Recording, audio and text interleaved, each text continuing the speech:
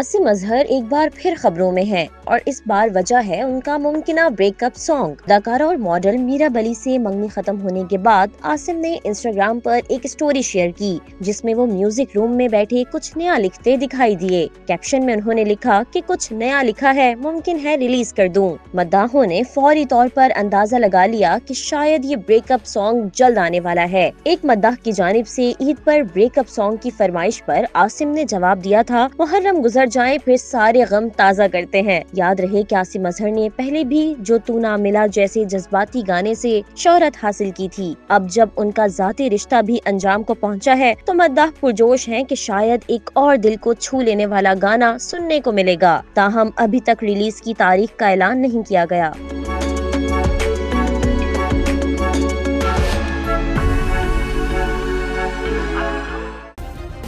Subscribe करें और bell दबाएं ताकि कोई खबर रह न जाए।